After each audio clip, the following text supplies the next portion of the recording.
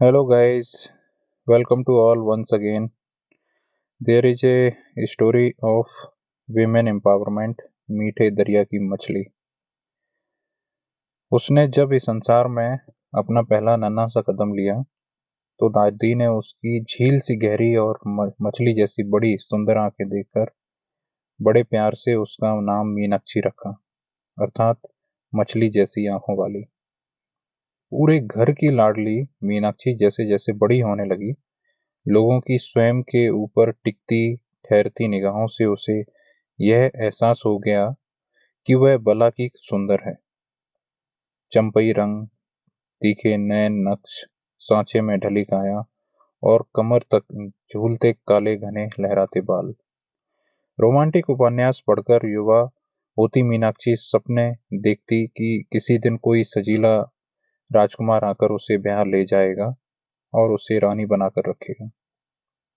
मीनाक्षी के सपने पूरे हुए जब आईएएस अधिकारी सूरज से उसका विवाह हुआ। धूमधाम से विवाह संपन्न होने के पश्चात मीनाक्षी ने बड़े अरमानों से सूरज की कोठी में कदम रखा। सपनों की दुनिया में विचरती मीनाक्षी उस समय कठोर धरातल पर आ गिरी जब उसे पता चला कि सूरज में बड़े भ्रष्ट अधिकारियों जैसे कई दुर्गुण हैं। वह सिगरेट, शराब, शबाब का शौकीन है। पहली रात ही सूरज ने शराब के नशे में धुत हो मीनाक्षी का घूंघट उठाते हुए कहा था, तुम बहुत सुंदर हो मीनाक्षी, बिल्कुल किसी अप्सरा की तरह। तुम्हारी यह खूबसूरती मेरे बहुत काम आएगी। मुझे बड़े अफसरों और नेताओं से अपना काम निकलवाने में आसानी होगी। तुम्हें भी मेरी हाई सोसाइटी में मूव करने के लिए सिगरेट और शराब की आदत डालनी होगी। यह आप क्या कर रहे हैं? पत्नी हूं मैं आपकी। मेरे सम्मान की रक्षा करना आपका दायित्व है और आप स्वयं ही मुझसे यह नहीं हो पाएगा। मीनाक्षी की रुलाई फूट पड़ी। उसके इनकार के बदले में सूरज ने अपनी जलती हुई सिगरेट से मीनाक्षी की देह पर अनगिनत निशान बना दिए और क्रूरता से हंसकर बोला, जब भी मेरी बात नहीं मानोगी, यही पुरस्कार तुम्हें मिलेगा। मछली को जल में रहकर मगरमच्छ से बैर नहीं पालना चाहिए। हम मीनाक्षी की स्थिति उस मछली की तरह थी जो एक दुर्गंध युक्त तालाब में रहने को मजबूर थी। वह अपनी परेशानियां, अपनी पीड़ा और अपने माता पिता से भी नहीं कह सकती थी, क्योंकि यह जानती थी कि उसके हृदय रोगी पिता यह आघात नहीं सहन कर पाएंगे। कुछ महीनों बाद सूरज का स्थानांतरण दूसरे शहर में हो गया था। नए शहर में अंतर्राष्ट्रीय महिला दिवस के अवसर पर आयोजित समारोह में सूरज मुख्य अतिथि के रूप में विराजमान था। शहर के सभी छोटे बड़े पत्रकार समारोह में उपस्थित थे। मीनाक्षी सदा की तरह अपनी साड़ी का आंचल अपने इर्द गिर्द लपेटे चुपचाप स्टेज पर बैठी थी।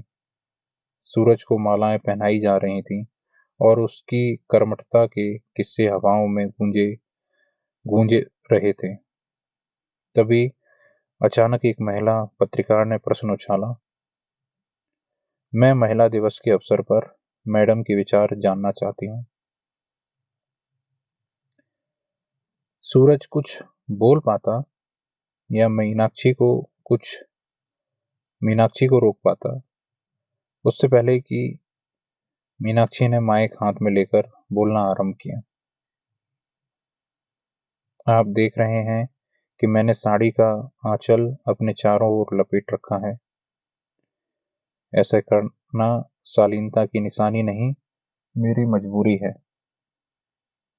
मेरा भी मन करता है कि मेरा आंचल खुली हवा में लहराए, परंतु मैं ऐसा नहीं कर सकती, क्योंकि ऐसा करने से आपको मेरे शरीर पर पड़े वे अनगिनत घाव और निशान दिख जाएंगे, जो मेरे कलेक्टर पति की देन है। पर आज अंतर्राष्ट्रीय महिला दिवस के अवसर पर मैं स्वयं से यह वादा करती हूँ कि अब अपने अस्तित्व और अपनी गर्मा से समझौता नहीं करूंगी। अब मेरा भी आंचल हवा से बातें करेगा, कहकर उसने अपनी मुट्ठी में कसकर जकड़ा आंचल का दूसरा सिरा छोड़ दिया। एक पल के लिए हॉल में सन्नाटा छा गया, परंतु दूसरे ही पल सारा हॉल तालियों की गड़गड़ाहट से गूंज उठा। आज मीनाक्षी ने वह दुर्गंध युक्त तालाब सदा के लिए छोड़ दिया और एक जानी मानी पत्रकार के रूप में ताजे मीठे दरिया की मछली की तरह उन्मुक्त तैर रही है।